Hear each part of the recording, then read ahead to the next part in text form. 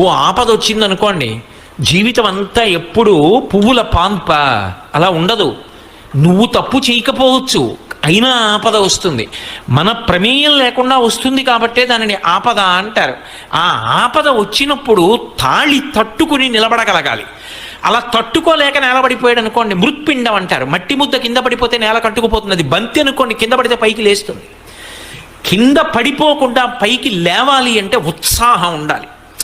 ఇవాళ ఈ కష్టం వచ్చింది, ఎదుర్కొంటాను, వ్యూహం రచన చేస్తాను, దీన్ని దాటి ముందుకు వెళ్ళిపోతాను తప్ప ఇక్కడ నేను ఆగిపోని, ఇలా నా ప్రస్థానం ఆగకూడదు, నేను ముందుకు వెళ్ళిపోవలసింది అంతే అనుకున్నవాడెవడో వాడు శ్రీమాన్, వాడు లక్ష్మీవంతుడు.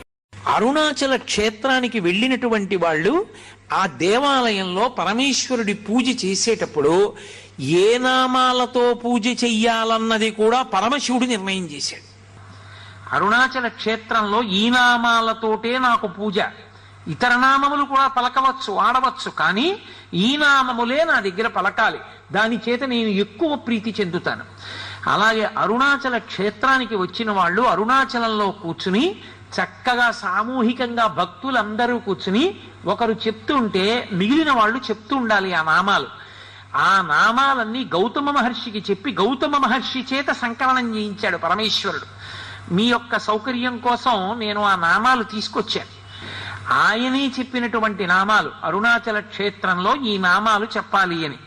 శోణాద్రీశుడు, అరుణాద్రీశుడు, దేవాధీశుడు, జనప్రియుడు, ప్రపన్న రక్షకుడు, ధీరుడు, శివుడు, సేవకవర్ధకుడు, అక్షిపేయామృతేశానుడు, స్త్రీ పుంభావ ప్రదాయకుడు, భక్త విజ్ఞప్తి సంధాత, దీనబంధ విమోచకుడు, ముఖరాంగ్రిపతి, శ్రీమంతుడు, మృరుడు, మృగమదేశ్వరుడు, భక్త ప్రేక్షణకృత్, సాక్షి, భక్త దోష నివర్తకుడు, జ్ఞాన సంబంధనాథుడు, శ్రీహాలాహల సుందరుడు, అహమైశ్వర్యదాత, స్మర్త్య సర్వాఘనాశకుడు, వ్యత్యస్త నృత్య ధృజధృక్, సకాంతి, నటేశ్వరుడు, సామప్రియుడు, కలిధ్వంసి, వేదమూర్తి, నిరంజనుడు, జగన్నాథుడు, మహాదేవుడు, త్రినేత్రుడు, త్రిపురాంతకుడు, భక్తాపరాధ సోఢుడు, యోగీశుడు,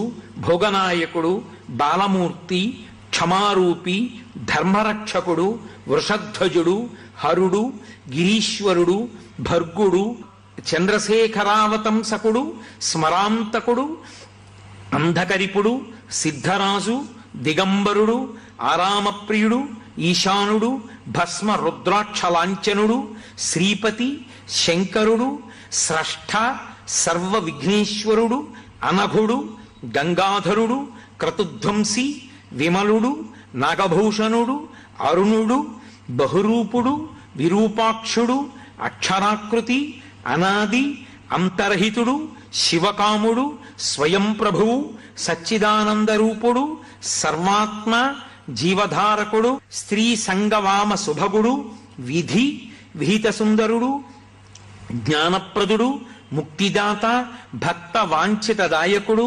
ఆశ్చర్య వైభవుడు, కామి, నిరవధ్యుడు, నిధిప్రదుడు, శూలి, పశుపతి, శంభుడు, స్వయంభువుడు, గిరీశుడు, మృడు.